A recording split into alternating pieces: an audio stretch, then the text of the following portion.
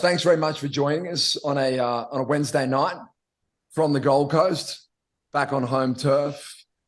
So what's been happening? You've been running one of your air camps? Actually, yeah, we got to do a fun air camp at the HPC last week. But yeah, I've kind of been in town for 6 weeks now. This is the kind of time of year we like to spend here between like Jan, Feb. What actually happens in a Josh Kerr air camp?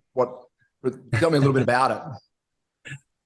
What happens? Well, it's funny. We have like a little theme for the camp. We call it Limitless. So it's just all about, there's no real structure, if that makes any sense. It's all about just like, we're trying to open up the minds of the young groms, like the best up and comers, trying to get them to think above and beyond. So we kind of, they hand selected the crew they have at HBC, they hand select, they feel like the most up and coming kind of working with them, trying to just bring the air approach into their day-to-day surfing, not with consistency, but also with just creativeness and just going big and just realizing their own potential, because it's all about just unlocking the whole potential. So I had Harry Bink come in and do a chat. He'd just done that triple backflip at the Nitro Circus on the best trick, and had a chat. Then we went out to their compound and watched them flip around into airbags and then flip onto dirt and do all their kind of tricks, the crazy stuff they do, which is just super inspiring to see the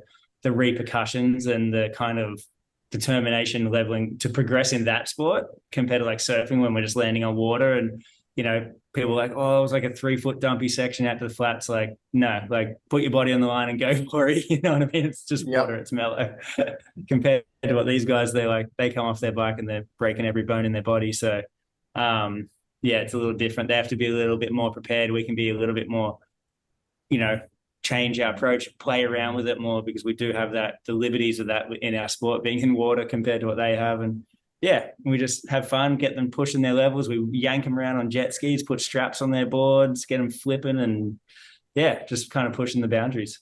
Is the jet ski mainly useful because you can increase the repetition or increase the number of attempts you get? Is that why it's key as a tool? Yeah, not just the repetition. It definitely adds many, many more reps. Like, we're just going out to basically a straight closeout beach break and yanking them. But the speed they get to hit the sections at, like hitting sections with more speed, you start getting comfortable like that. If you're doing that for a week, you paddle out and hit like an air section at paddle speed, but a normal human speed. And throwing an air off that section doesn't feel so scary anymore. What about generating the speed though? Obviously with the ski, you've got all that artificial speed. Is it then hard to go back and paddle it? Nah, no, these are the best surfers, like up and comers in the world. They're not like, it'd be different if it was maybe average Joe world and we're yanking guys in and had skipped that whole step. You know what I mean? But these kids, like, they know how to generate speed and it's fun. Just that repetition, angles of approach, like the way that you angle at the lip and section, and playing around with that, especially at speed and at, making them like commit more. That's kind of the big thing. My big rule is like, I'd rather see them do an air that's like a little bit more out of control, but put themselves in a position on the wave that they could have had the chance of landing, than doing like a big controlled air and landing off the back of the wave, because you're never going to land that. If you're landing off the back, it's not possible to land on the back of a wave and somehow end up in the front of the wave. So that's kind of key. Yeah, just like more just the projection and putting themselves in a position of landing and stuff like that. And just that all comes with commitment, right? You have to be committed to hit the lip with that type of speed to put yourself in a position of landing. And yeah, so getting them comfortable with that, and that's kind of been my kind of approach to them. I've been playing a lot of golf lately, so I put it to I like the term, like, don't leave the putt short, because if you leave the putt short, it's never going to go in the hole, no matter how good you hit the putt or how cool the putt was rolling towards the hole. It's still never going to go in. Yep. It's a good analogy. What's apparent is that you've learned how to actually articulate aerial surfing. You've actually had to, like, something that you can just intrinsically do, you've had to develop a language to transfer that knowledge. Totally. And that's tough, right? I mean, like, that's probably the hardest part, because obviously I never had coaches. I never got verbalized to me. I did it all myself and intricately did it in my own mind, how it processed in my mind. But having to pass that information off to a younger individual that might not process information the way you do, and trying to make it, you know, somewhat so they can take it in and it actually doesn't go in one ear and out the other. Do you think you could actually commit that to paper and print? Could you actually write Josh Kerr's guide to aerials? Could you pull it off? I don't know. It would make sense to some, but it'd be absolute gibberish to others. Yeah. And for you, where do these guys and girls see is there still a holy grail of aerials, like the one that gets talked about a lot, that's kind of like, you know, sort of that everyone would love to aspire to pull off? Yeah, I mean, it seems like in their minds, like they want to just have those like flips on like constant lock. Yep. That's probably the one thing they just aspire to have, just like go time. So I think that'll be kind of, with the way they're aspiring to it, this generation, it will become very normalized, even though, yeah, a lot of guys are doing it in that now, but I think it's going to be like a very normal maneuver in not too long. And then, and also keeping them aware, like the sport's evolving. What was normal 10 years ago compared to now, it's a different thing. So if you're trying to think like 10 years from now, when you're trying to dominate the tour and all that, the arsenal you've got to have in your bag has got to be 10 years ahead of right now as well, you know? So also thinking of that and keeping that type of mentality and approach towards it.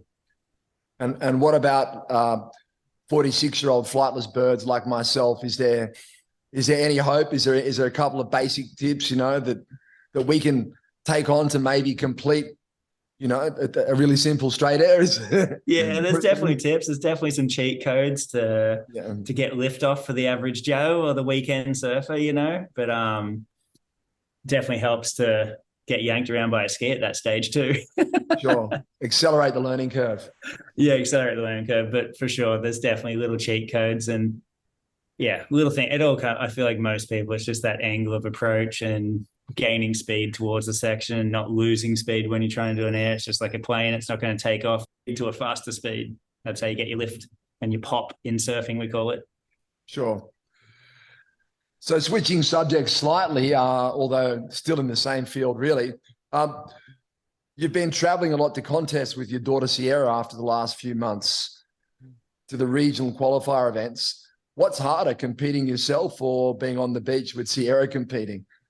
It's definitely harder being on the beach, in my opinion. Yeah. I much rather be in the water. I've always been that kind of, I guess, surf dad in a way. I go surf with my daughter, you know what I mean? I hate even being on the beach and just watching her surf. I love it. Like, I love it. Don't get me wrong, but I hate it at the same time. I'd rather just be out there doing it with her and enjoying that whole experience than being on the beach feeling like I'm, most of the time I just try and enjoy it. But then sometimes as a surfer, you might get critical, and as a dad, and you try and criticize the things that they're doing wrong. And I hate thinking that way. So then you start being on the beach in these comps and you go, oh, why didn't you go that one? Oh, you should have been over there for that one. Oh. But then when they have it, epic heat, it's like so fun to be there and watch that and just appreciate it all. It's so cool. So there's definitely lots of ups and downs with it all, but trying to find that middle road of just being a dad and enjoying it with her is kind of where I'm trying to be.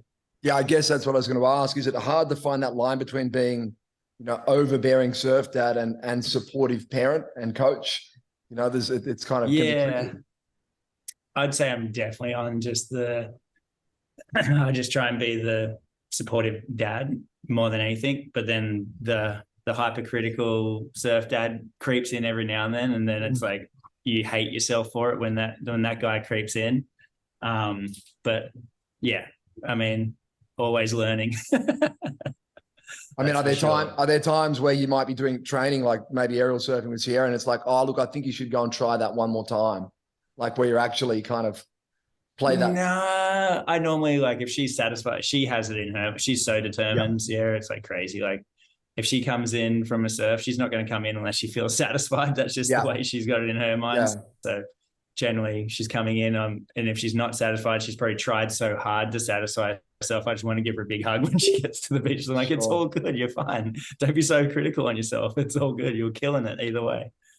So I guess the key point there, it seems like, is that it feels like you're encouraging Sierra to make the choices and then you support the choices she makes rather than, you making Oh, choices for sure. her. No, That's kind of the way I can't even recall one time I've sent her back out because I felt like she needed to get a certain maneuver or certain wave or anything like that. So purely supportive. Yeah. And what about competing together? We saw you competing together in the Nudie Surf Challenge. How was that? That was so fun. Yeah, that was a blast. She did her first Snapper Board Riders tag team at Stratty last year. Yep. And I made a thing of like, okay, when we do the team thing, I'm tagging her in like for the first time and that. Yeah. That would have been a moment. Ever since then, she's been the one tagging me out. Yep. Okay, but that's usually the running. That's usually the running order that it's you follow one another. Yeah, exactly. So, sent her on her way, and now she's like just keeping Dad moving along now at this point. Yeah. Yeah, that's clear. I mean, it's an opportunity very few people in any sport get in their lives to be in a team with a parent. It's great. It's so special. Like it's just almost pinch myself in those moments when you get to do that. And then I even did like the Tweed Coast QS. I like entered it because we'd always talked about us doing a QS together. Yep. And I was like, I actually was going to do one last year, but my knee went out on me. And then I was so excited to do that one this year with her. And I actually ended up going further in the event than her. And I'm trying to get her. Yeah, that's I enjoyed watching that event. Did it feel good to get through a couple of hits? More than a couple, actually. You did quite well. Yeah, I did. I was like, yeah, it was actually it was good fun. It was good to put the Raushi on and bring out those kind of competitive juices, I guess, but have no stress at the same time. Like there was no stress in me. I felt it was like freely competing, which was pretty fun. It was good. I guess you've always straddled the worlds, or at least for a while you did, between competition and free surfing. Do you think you'll pass on that capacity to balance between the two to Sierra? Yeah, I think so, because that's one thing the one thing I've tried to do the most is make sure Sierra just loves surfing. Mm-hmm. Saying she would do to clear her mind, to like just feel, just feel normal as a human. It's just not to get in the water. I don't want it to feel like she's doing something else. So I think when you start talking like free surf and competitive surf, that's going to be on her and her drive towards competing. Like obviously right now she's 16 and super motivated and competitive. Who knows what it'll be like in 10 years from now. But yeah, more than anything, I'm just trying to make sure that when I'm 70 and I want to go surf, my daughter's just as frothy as I am. You know what I mean? So that's kind of the key. To have a good surf buddy. Yeah. Yeah, exactly. She's already my ski partner, step off partner, and surf buddy partner. She's reliable. She's always around, which is nice, instead of a lot of my friends that are working or young families at home and everything like that. I guess if she does decide to pursue the competitive path, though, and qualify, do you see yourself back on tour as the ultimate cornerman? And then I guess that's a natural obviously evolution. I'll be there. Obviously, I'll be there to support her. I also want her to live her own adventure, and career in that path. So I definitely feel like I'll definitely be there cornering those first, those pivotal first couple of years on tour and showing her the ropes and making her feel comfortable in every destination and meeting all the new people and all that kind of stuff. And then I really enjoy the thought of her being able to bring her, go and attack it independently beyond that. Sure. Your own surfing journey is very much veered towards, almost exclusively to twin fins recently. Where did that bug first bite? We've talked about it before, but it'd be good to hear it from you again. Yeah, it was kind of saying I was always interested in alternative equipment, even through my career. I felt like from one year to the next, my shortboard was never even close to the same shortboard I started the year with prior. I was always trying to develop and riding like single fins and old 20s or quads and different things like that. Like I always felt like I tried to develop that. I was riding fishes from like a young age. There was that fish movement and all these different things. And obviously being I was on the Rusty team for so many years, and that being a surfboard brand itself and marketing new types of boards and everything like that. So I found a passion for just riding very different equipment and trying to adapt my surfing to it. And then I always drew inspiration, especially the last like 5 to 10 years, out of like surfers that they had developed their surfing along those kind of lines, like where Asher, like good friend Asher, was in the case. He was doing the twin fin stuff for years, not, was loving the way he was surfing them, and then getting into watching other videos of guys like Tyrone Martin, and living in California, seeing guys like Rob Machado develop their careers into the alternative side and all that kind of stuff. So I was always aspired to that. And then, so once tour was done, I was like, yep, bye-bye thrusters. Okay, let's have some fun on some other boards. And it was kind of really cool to be able to gravitate towards Matt Parker's Shapes It album and him dial me in and keep me just as fired up on surfing, as probably more fired up on surfing than I was on tour at that, especially those last couple of years on tour. So yeah, that's kind of been my journey. And then, yeah, I didn't even start twin fins. It was funny. I was on like quads, 2+1s, a couple of 20s. And then once I felt like my surfing developed more into the 20s, I literally cannot get on another board. I try and I just don't enjoy it. I'll change my twin fins and go like big, like mid-length ones or little schmid lengths or tiny little fishes. I'll completely change the type of surfboard, but I have a really hard time changing the fin setup off a twin fin. Like even going to a quad and 2+1s and that, it's I don't find the same enjoyment there for some reason right now. Yeah, but it might change in time. We'll see. Who knows? You don't find yourself doing a turn and going, oh, if I just had a little bit more pivot or a little bit more hold like that, you don't get that sensation. No, I think, well, that's the one thing with Matt Shapes. He's got them so dialed in. I get that on different equipment and different boards. If I need more drive, this twin fin is like so much drive. If anything, you want more looseness. And then other boards that are so loose, you want a bit of drive, but you ride them in the right types of conditions and all that. It's that you can turn them into the perfect board for those conditions, Everyone's seen the clips and photos of you surfing the twin fins, but you still roll out at lineups sometimes in situations and people go, whoa, you're on a twin fin, like turn heads because they go, wow, you're doing that on a twin fin. Like even in lineup, you still got that response. Totally. Yeah, for sure. And it's pretty funny to hear that. I'm like, yep, always. That's all. Like, I have no desire to go anywhere else right now. I'm enjoying this part of my chapter of my surfing career. And yeah, that's, it's pretty funny when people do see that, like how did that board hold on that? How did it handle that drop or whatever else, or that size wave when your board's so small and all that? And I guess I put a lot of that on Matt and his designs, to be honest. How involved do you get in the design process? Do you invest a lot of time and energy? I have over the years. I'd say the last couple of years I've been a lot more just surfing the boards I've been getting between doing a lot of things with Sierra and everything else, and not as much time, but definitely like there was a good 2 to 3 year period where I was trying to really develop those boards and dial them in. I feel like I've got them so dialed now, I don't have to go as far. Matt still develops new ones, and it's funny, like he just gives me a board and he just knows what I like and the way I surf, and I feel like he has this weird synergy with it where he can make a board that looks completely different to what I'm riding, but it'll be like perfect for what I want it to use it for, you know what I mean? So it's funny that I guess you influence surf culture with your aerial surfing. You kind of encourage a lot of people to go out there and fly. Is there a little bit of a kick out of influencing the culture again by riding twin fins to kind of go, wow, I'm kind of encouraging this renaissance of the twin fin? I'm part of that process.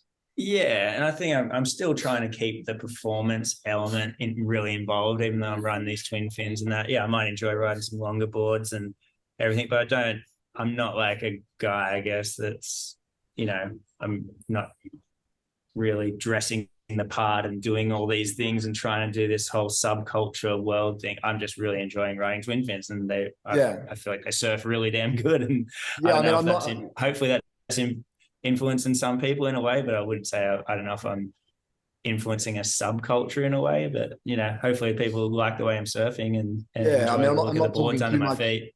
I'm not talking too much about the stereotypes and the aesthetics, but purely about people wanting to ride the boards. And that's kind of the funnest thing, is to see people like, it's most of the people I feel like I might be transitioning off like a real performance thruster. Someone's maybe been riding a thruster for many years. Maybe they've surfed really good in their, in their day, and they might be in their mid-30s or mid-40s, whatever now. And then they're like, and it's kind of like, I want to be able to do that type of surfing because it looks like you're ripping and going really fast and effortlessly. And yeah, and I've never really gone into the twin fin. A lot of people weren't ever interested in the twin fin world. I feel like the guys that I'm maybe influencing over, they're like just transitioning. Like, I want a twin fin now because I feel like I want to surf like that style, and not have to deal with, not feel like I'm just in the pocket doing this at 40 years old, trying to do my last little slash to the beach every time. It's a safe place to go now. And, not everyone feels like they have to ride 18 1/4, 2 1/4, so to speak. Yeah. Thruster. Yeah. Exactly. Do you think it's fun? Yeah. Do you think there's space for, would you be interested in a like a legitimate, at least one event or a twin fin tour in some capacity? I know they have the Four Seasons event, but something exclusively twin fin and a little bit more dialed in. Would you take part? I would definitely I think there's definitely a space for it, because I feel like since I got off tour, nearly every person that gets off tour now, they might touch thrusters, but they're all gravitating towards twin fins. So there's some really good surfing going down right now, and all different shapers boards on twin fins. It seems like a lot of brands and like shapers have put a lot more energy into this kind of sector of boards. And it's funny, I had a funny moment. It was a bit earlier this year. I was riding like a little mid-length down at Greenie. All of a sudden, Parko comes rolling down on his kind of mid-length. Next wave, Dingo comes rolling down on his mid-length 20 and roll. I'm like, is this what it's come to? Us three guys are sitting at Greenie, letting everyone surf snapper, and we're down here on our mid-length 20s just cruising. Yeah. So it's pretty funny. But I guess it happens at the cutting edge. You'll still see Kelly paddle out on a 20 in a heat sometimes as well. He's done it. I think he did it at Snapper Rocks last year. He's done it at Pipe. So it does happen at that. It'd be really cool. I think there'd be an appetite to it, especially done on the right types of ways. Imagine done like, say, J-Bay or Bells or somewhere. I think Bells would be, and I think more people should be riding twin fins actually at Bells, I think that kind of is the perfect board for that style of wave. Like, you're not exactly doing innovative surfing there, but I think there's a way to innovate your board design to adapt to that wave even better than a lot of people have just riding their more regular surfboards out there. So yeah, I think there's a certain way there'd be a great appetite for it, that's for sure, especially at iconic locations like that. Maybe an idea for the WSL to embrace. Yeah. But yeah, I think you've actually said that if you were back on tour, there's a couple of locations where you would actually genuinely consider riding a twin fin at the CT level. Bells was obviously one of them, and potentially J-Bay, I think you've mentioned. Yeah, exactly. For sure. If I could go back in time, that's exactly what I'd be riding for sure. Especially at those types of locations, without a doubt. And I guess, let's dispel some of the myths of the twin fin that you often hear. They don't work on your backhand. What are your thoughts on that one? One of the basic myths. They're not as easy as what you've probably gotten used to on your thruster on your backhand. But once you've adapted to a twin fin, especially, I feel like the twins I've adapted to, I can surf backhand, forehand the same. And I've actually tried to jump it on a thruster again on my backhand, and I hated it. So I like the way I feel on my twin fin on my backhand more than I did on my thruster on my backhand. So I still enjoy going left just as much as I did before. So yeah. And you talked about, I just don't do it as much. I'm from the Gold Coast, so I never really did it even when I was on tour that much. Nothing's changed. Yeah. You've talked about modifying the boards for different situations, but one of the other theories, twin fins, they don't hold in as well. So what's your take on that one? No way. I've got boards that generate more drive and carry more distance on a bottom turn, and you can lay over way harder. And I feel like you could literally like lay your whole body into the water style off the bottom with as much speed as you can generate, which is like more infinite on a twin fin than a thruster. So yeah, that's definitely a myth. I think that all just came down to maybe poor fin placements back in the day and poor fin design back in the day. I don't think the actual designs of the boards were that far off. It was just really down to fin placements, I think, back then. I think the modern twin fin placement has like changed everything.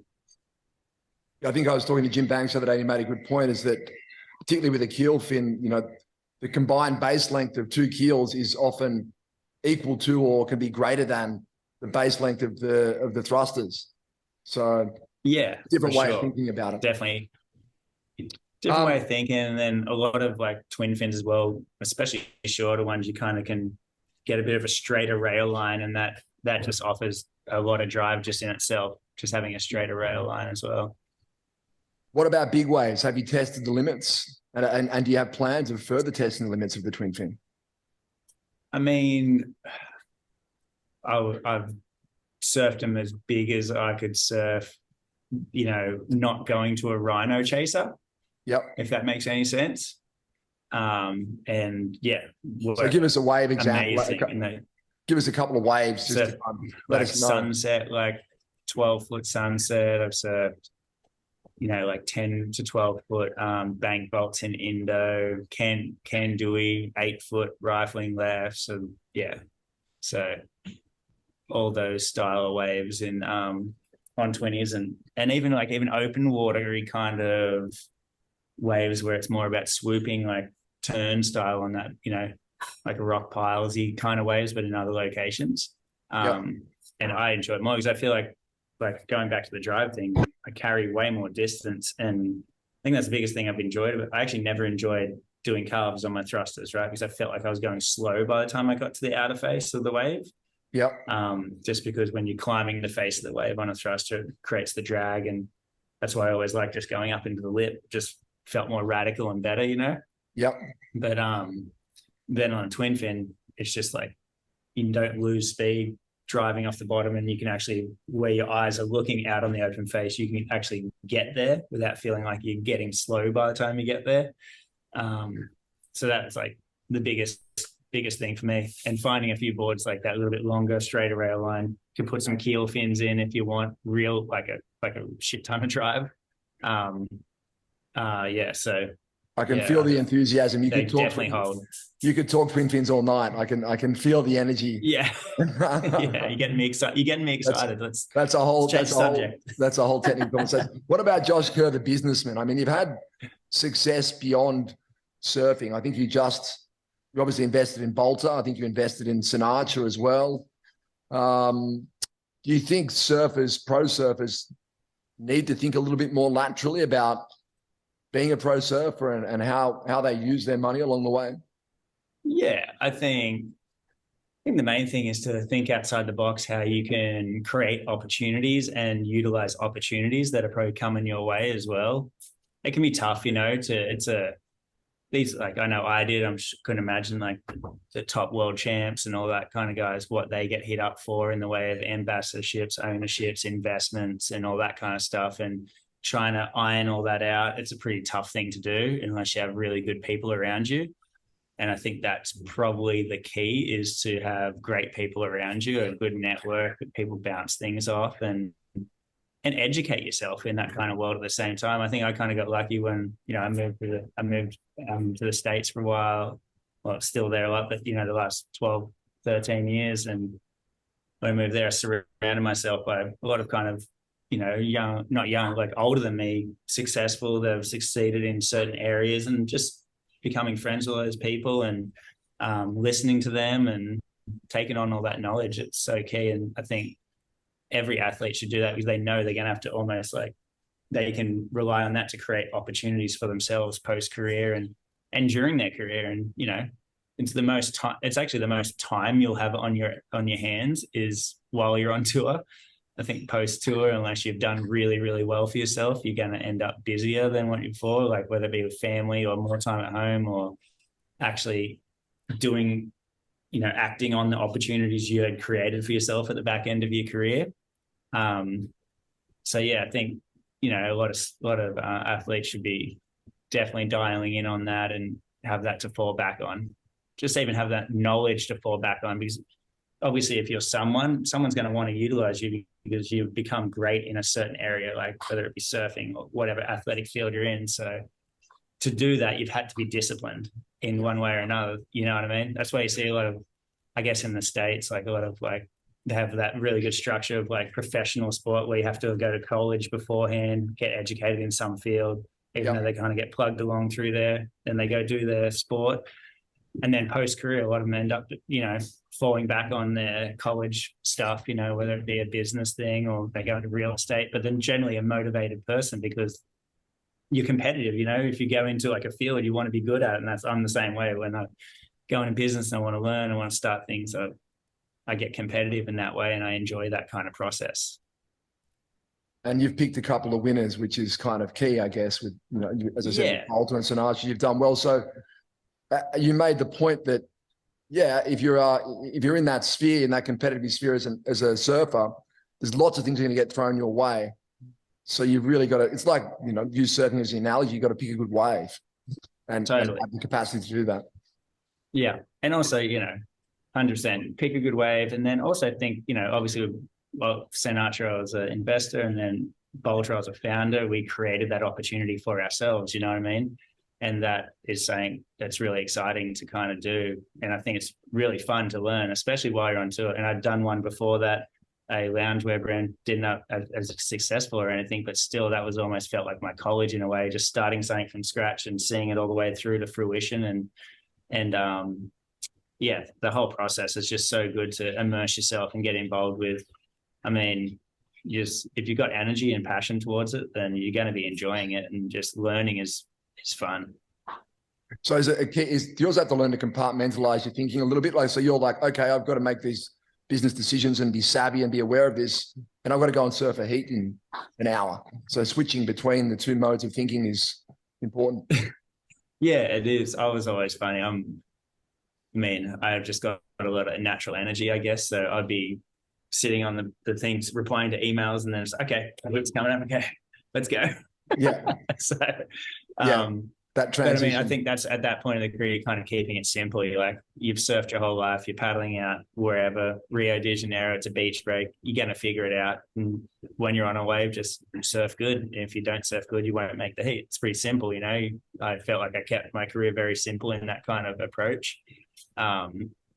Not early days when you overthink stuff and it means so much more to you every heat. Like you feel like you aren't yourself unless you're going to win the event or whatever, But yeah, as it kind of went on, that's kind of the approach I had. Just go out there and rip. And if you didn't rip, you probably won't make the heat.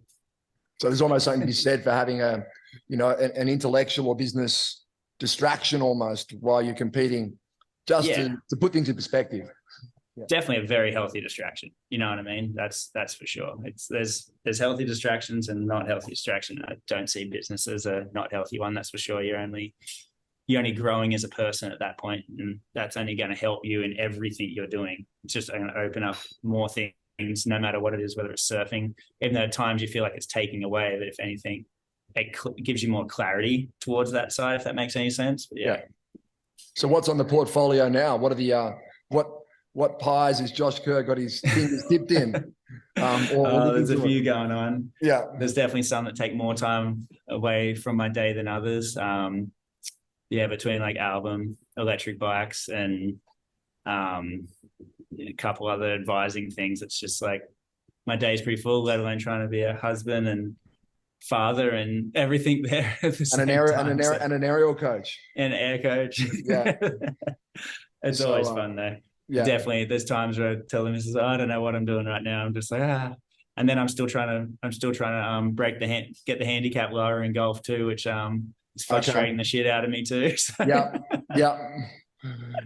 Do you think you can still become a better surfer as well? I mean, 38, I think you are now, 38, 39. Yeah. Still progress at that stage, maybe in different ways, but.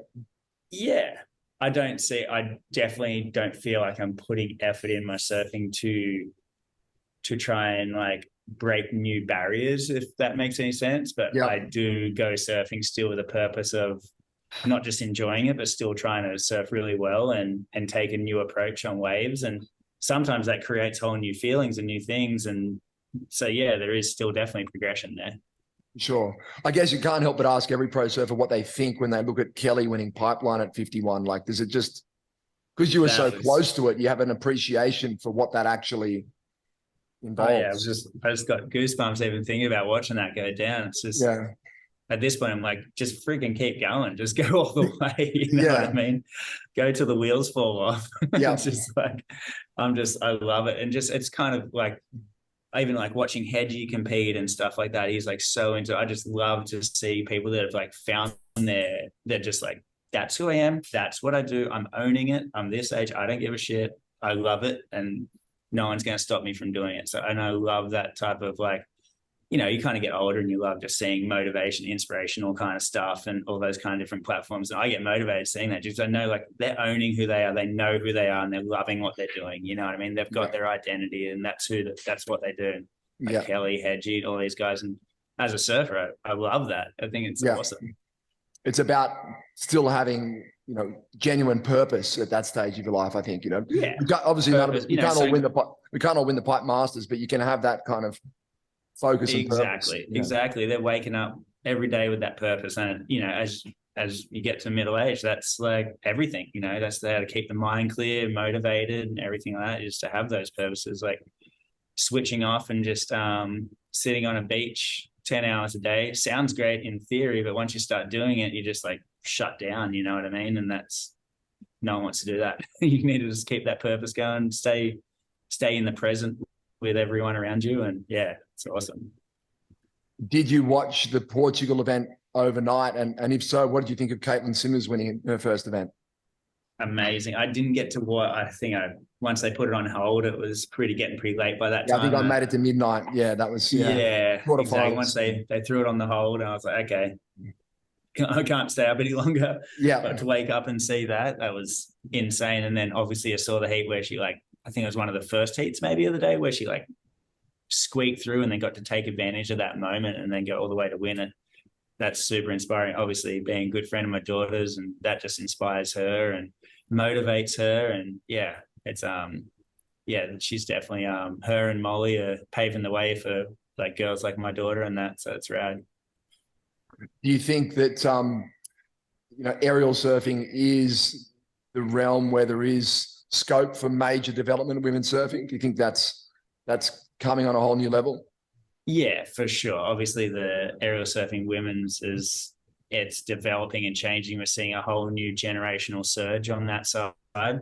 Not that some girls before haven't been able to do stuff, but I think these girls are taking it to that next level and taking it to that approach and consistency where it's just going to be a normality through events and competitive surfing in the future. So that's going to be it's fun to watch. Women's surfing in general, obviously I'm a little bit invested in it with my daughter, but it just seems there's such a great kind of movement right now, seeing this huge generational play. I guess what we probably would have seen, what we saw the boys do multiple times from like that momentum. And even the girls before this generation, the girls on tour now did to that generation before them, like the Cocos and the Stephs and the Malias and the Carissas and all that kind of did that whole Tyler and that they did a big generational surge right there, you know what I mean? And now we're seeing a new one, which is it's just always fun to see in any sport.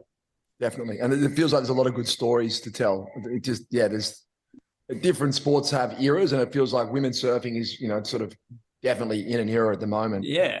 And it's funny, the guys have been under our nose a little bit without it being such a big thing, but there is I guess a generational surge coming with the men as well, where so weird to think, I think other than Kelly, but like Geordie might be our second oldest surfer on tour. Yeah, right. Yeah. Like that's just so weird to me. You know what I mean?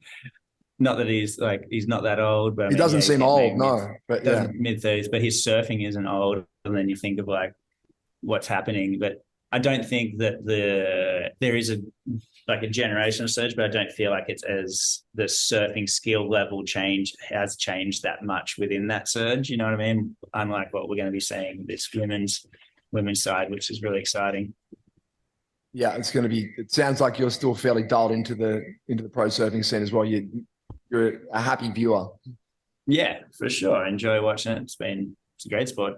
would there be? I mean, as a father who may potentially have a daughter on the WSL, is there anything you think creatively that you'd like to see done differently, or anything you would say about the WSL that you'd like to see change?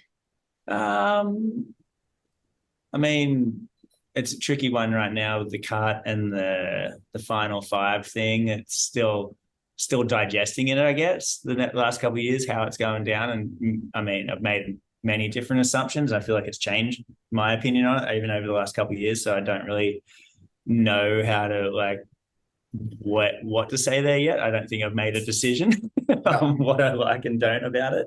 Yeah. So, but yeah, obviously, I just love to see them in good waves. You know, make sure the right types of locations at the right types of years, and yeah, I don't know, some more tropical barreling waves to be always nice. They're always good. What They're about always good, right? Definitely. What about Josh Kerr's itinerary? How does that look? How does it operate? Is it on the whim of a swell? Is it kind of no? based around business? Is it I wish it had the freedom of being on the whim of a swell. Yeah. How does how does the year play out? Yeah. Year plays out spending, you know, this time of year in Australia, which I feel like a great time to be here, and you're close access to Indonesia. Then we kind of end up back in the Northern Hemisphere for a bit through the middle end of the year, and then Hawaii has become kind of a fixture the last few years for us as well again, at some point through the season. But yeah, this year, I mean, Sierra's still just doing the juniors, doing school. We're going to try and just concentrate on finding some great locations to kind of go to and film and develop skill level, and, you know, just enjoy surfing and that. But I wish it was didn't have to be as pre-planned as what I feel like it does have to be. But it is. What about, I mean, California? You do kind of spend a lot of time there. What do you love about it? What do you loathe about it? Ooh, love. I mean, I spent a lot of time there the last 12, 13 years. So I raised my family there basically. Yeah. And I love the network of people. There's a lot of positive people there, a lot of, you know, great network of people in general, successful and everything like that. And surf scene is just classic there. Everyone's like pretty diehard. Like, it's not as many surfers, I feel like, as Australia compared to like per capita kind of style. Relative scale, yeah.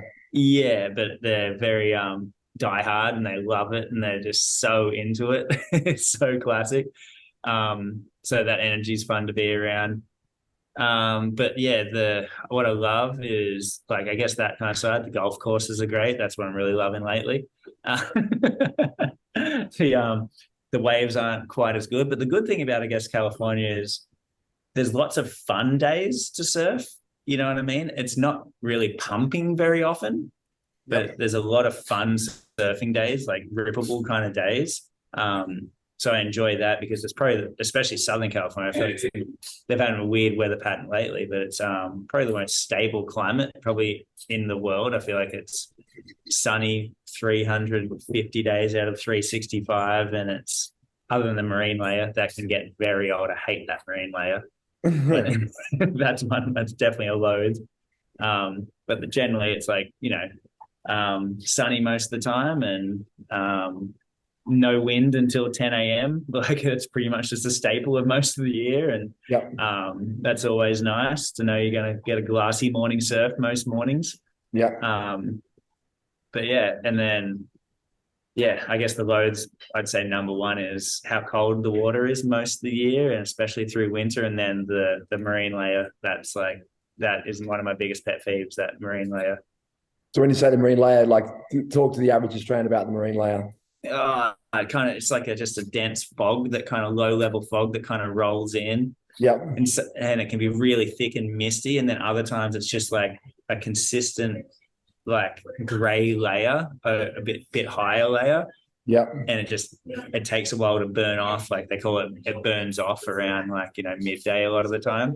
But it's so weird. It can be why they got the marine lands, because it's like desert, basically, Southern California. So the land gets so hot, but the water's so cool, so it creates this kind of misty, weird layer. It's only on the coast. Like, you go, sometimes, like, I'm pretty close to the coast where my house is, but I could, like, jump on walk or jump on my e-bike, like 100 to 500 meters inland, and it's like perfectly sunny and so nice.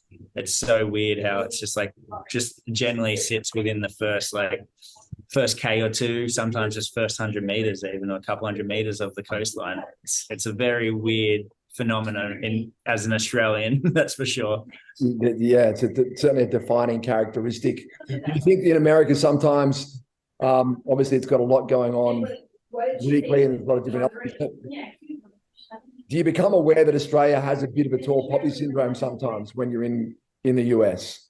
Like, a bit of a what? Sorry, the tall poppy syndrome. Is there a sense in the US that the attitude is like you go for it, whereas in Australia, very much like if you stick your head up, it might get knocked down if you're not too careful. Yeah, I mean the Aussie way is like, oh, you're doing well, then like let's bring him down. That's kind of the tall poppy. You sense that's that? pretty standard. You definitely get that, especially. It's funny you get it ingrained because I still have it even in my family environment. I like to make fun of things. There's nothing serious about it, but it's just a mate, or like when you love someone, you actually have fun with them, play around with them. It's kind of the Aussie way. But then in the States, like you said, it's like they will pat you on the back. You're doing well. They'll pat you on the back. They'll bring you up. Like if you've done well in business, like, oh, that's amazing, good for you. And in Australia, it's more like, oh, he's lucky, he's such a sellout, da da da da, like whatever, that kind of way is like kind of the general perception behind. But there's definitely, I think Australia's pretty known for that tall poppy, but then it also makes those fun characters that we all love, and that fun, where we can have like someone that's whoever that's a big CEO in business hanging with like a dirtbag kind of degenerate surfer, but everyone just kind of gets along. That's kind of the Aussie way in a way, which is kind of cool at the same time when you don't see that as much in America. What about the flip side of like Aussie humor where we take the mickey out of ourselves and other people? You have to be a little bit careful with that sometimes in America. Like they don't have that. They're a bit more sensitive to that approach in America compared to us, yes, for sure. But yeah, like you said, you take it out of yourself, you take it out of others, and sometimes in certain environments, it took me a while to get used to that. The missus would get away from some dinner. She's like, why do you act like that? Like they don't. I'm like, that's just me. I was comfortable around them, so it felt right. Yeah. I'm American. All right, Josh. Well, we've had a good chat. I appreciate it. It's getting a little bit late. You're up late last night. We might leave it there, but good luck for the rest of the year. Good luck as a dad and surf coach. Thanks, man. As a businessman, as well. So certainly a lot going on, and really appreciate your time. Yeah, too easy. Thank you, mate. That's fun.